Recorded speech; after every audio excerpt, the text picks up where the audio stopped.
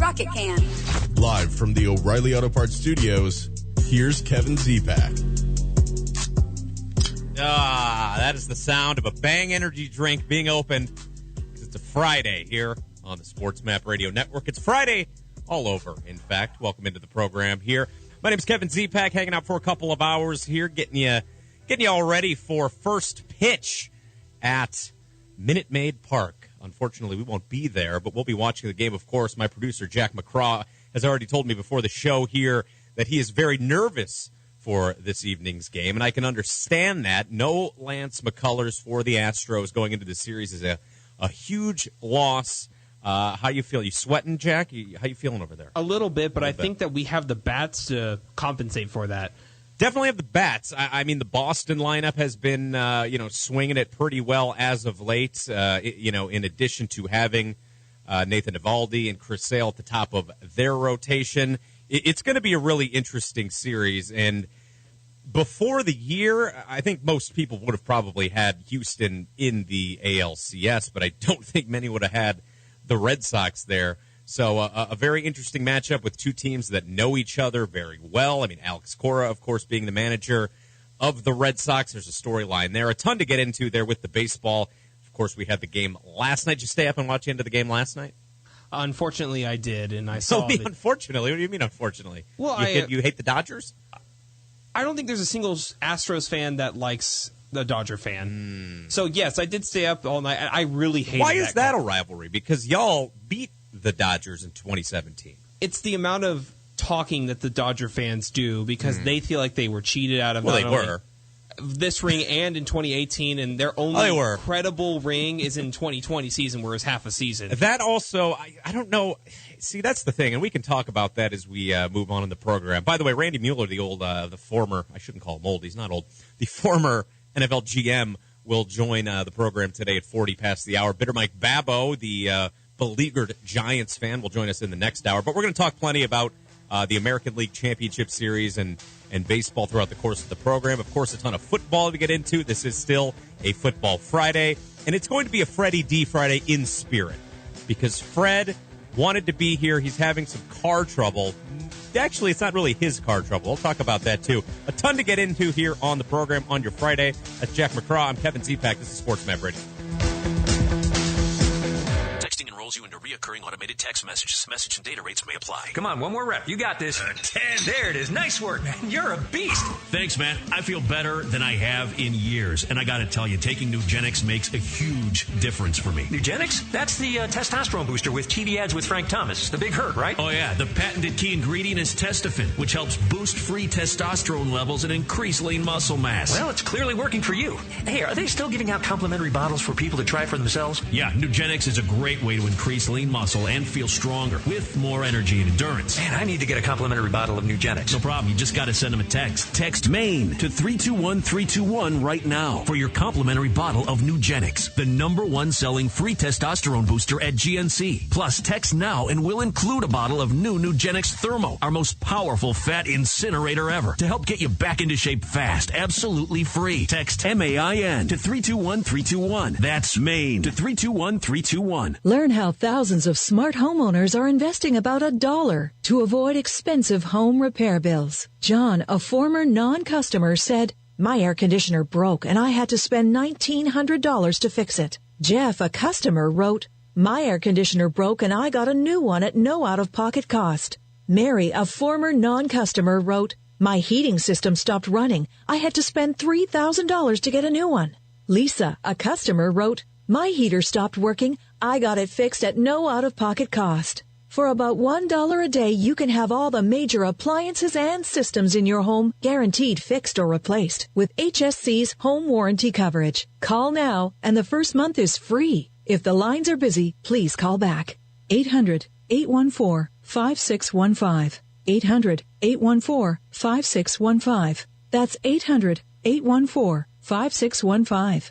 800-814-5615. Maureen saved big shopping epic daily deals at Amazon. So now she's free to become Maureen the Merrier. And with her brand new tableware, everyone's welcome at Maureen's table. All of her family, friends, even her neighbor with the pet. Hey, has anyone seen a ferret around here? Found it. Dig into Amazon's epic daily deals. Spend less, smile more.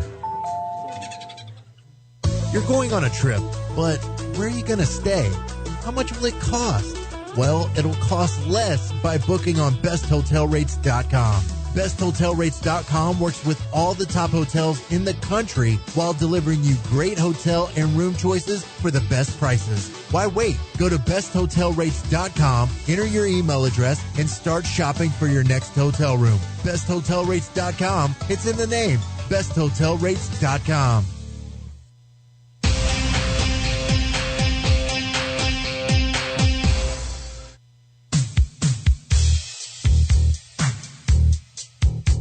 This is High Frequency on the SportsMap Radio Network. Presented by Rocket Mortgage. Home loans that fit your life. Rocket can. Live from the O'Reilly Auto Parts Studios, here's Kevin Zipak. Welcome back into the program here on your Friday. My name is Kevin Zipak. Jack McCraw is in today producing the program. What was that we were just listening to there, Jack? That was Kool and the Gang. Kool and the Gang. I don't know the name of this song. Misled? Funky stuff. I like it. Yeah, I play it a lot on Dave. Dave likes it, so I figure you might like it as well. Well, it's more from Dave's era. I mean, Dave Smith, the sports god. He's a little bit older than you and I. I mean, I'm older than you, and Dave is older than us. He's never confirmed his age, so I don't know.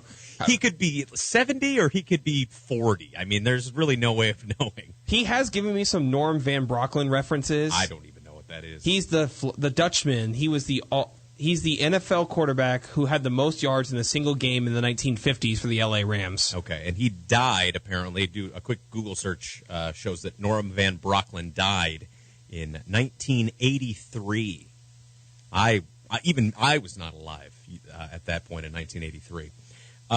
Funny story, though, since we're talking about age here, and we'll get into the baseball and the football and all of these very important things in due time, but Sean Mapes, who produces the program a couple times a week, he gives me a lot of flack because I'm older than you guys, and we're all millennials, but it's different range of millennial. You're like the beginning of the millennial, Correct. And me and Sean and John, I think the back end. Yeah, we're like. Well, actually, I don't know how old John is. Is John your guys' age? Or is he closer to my age? Because he's another guy similar to Dave Smith, where you could tell me John Belmer was like 25 or 35, and I wouldn't be able to. I think John is older than me. I know Sean is younger than me, so I'm kind of the middle. Sean's the youngest. He's the runt of the litter. Yeah. He's the what was that guy? The little kid in Malcolm in the Middle. I'm blanking on his name. I don't remember. I only remember Malcolm and Reese. Yeah, he's the youngest in Malcolm in the Middle. I'm Malcolm, and John's the mean older brother. And I am. You would be the dad at that point? I was going to say, yeah, and that makes me Walter White or whatever his name was on Malcolm in the Middle. Bryan Cranston. We all good. Yeah. So I, and this is going to sound funny. Do you have a burner Twitter account? No. I have a backup email that I give out so I can get free stuff. That's good. You always need one of those. But no, I don't have I'm not Kevin Durant where I have backup Twitter accounts. Okay, so my friend Dan, he recently started a burner Twitter account just so he could kind of be a pest on Twitter and be annoying and reply to things. And, he has a Twitter account that's already mostly anonymous. Like, it doesn't have his picture or his real name or anything like that. But he is followed on that main account, by his wife and his father-in-law, his in-laws. So, they know it's coming from him. So he wanted to have a little bit of freedom to just be an ass online, which is fun, at any age. And so he started a burner account. And I'm like, yeah, okay, that is fun. I'll do that, too. So I tried, and this is me being old, I tried to start a burner account on Twitter today. And for whatever reason, I don't know what I did wrong while I was trying to start this new account, but it never asked me what I wanted, what email I wanted to use. So I never had to enter my email. It never asked me what I wanted my username to be. So it somehow knew my real name, and it didn't ask me any of the information. So now I have a burner Twitter account that is up and active, but it has my real name on it, and it won't let me change it because I don't know what the password is, and I don't know what the email account is associated with the account.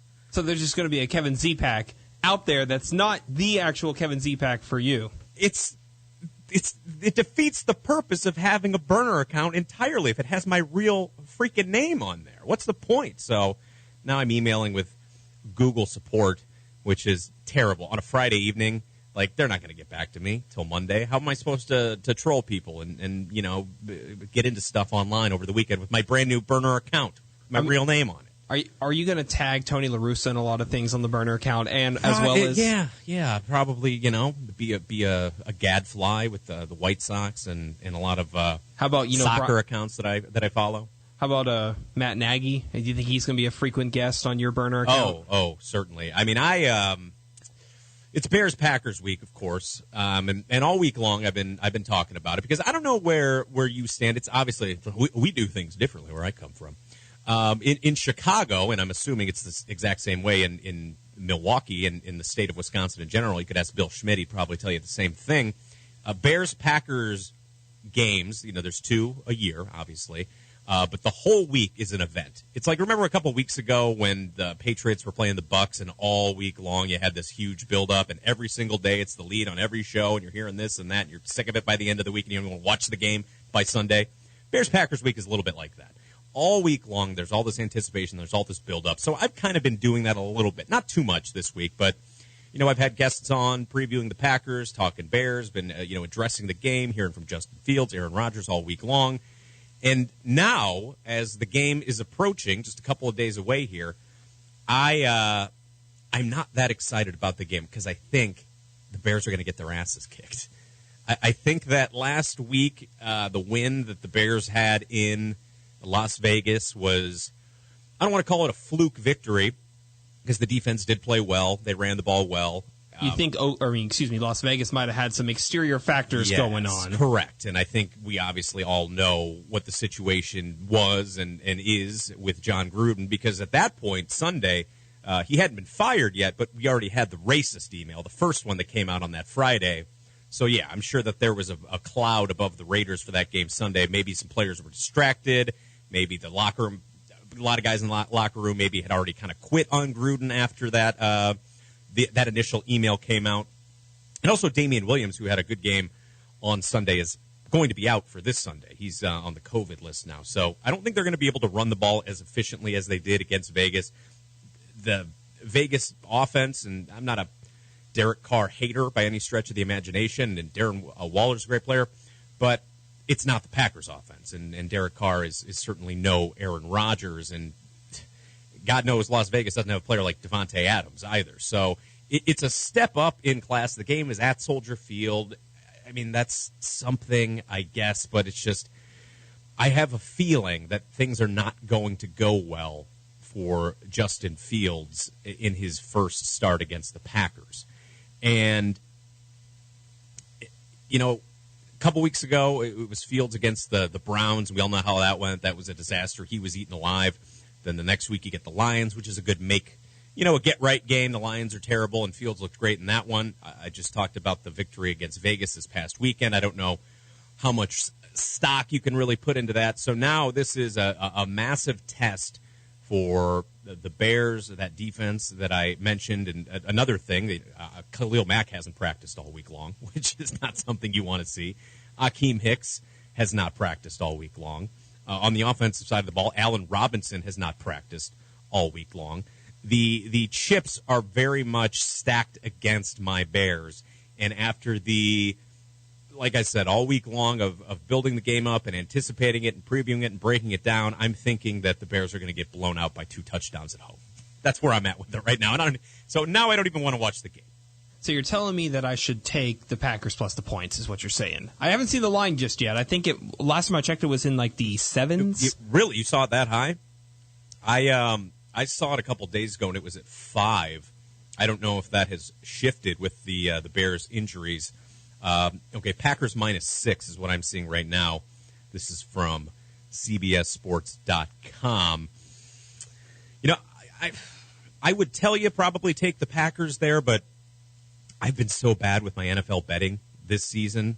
I've just been getting eaten alive. Luckily, I got a little bit money back last night on the baseball game because I took under 4.5 runs scored, which was a good one. It would be a pitcher's duel.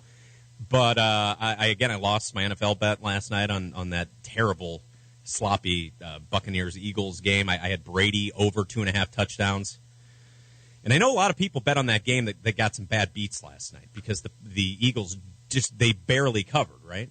Yeah, it was a 7-point line, and they went for 2. They went for 2, which made people, there's always people that think, they get into their heads, little conspiracy theories about these lines. I mean, these folks, these odds makers, boy, they do not miss. Like, they know what they're doing, don't they? These are the smartest men in the world. See, this is why the NFL is so crazy for me to bet on. And, me going to Vegas, here in a couple days, I'm going to be... Are you? Yes, I'm leaving on Tuesday, and Did you tell me that before? I believe it might have came up in conversation, but... I don't remember that. But then again, I don't remember a lot of things on a day-to-day basis. We've been focused on baseball. I understand that. Of course. You're going to Vegas tomorrow? Tuesday. Okay. So I'll be... With like a group of people? Yeah, it's one of my buddies that goes frequently, and I'm just going with him and his brother. First time?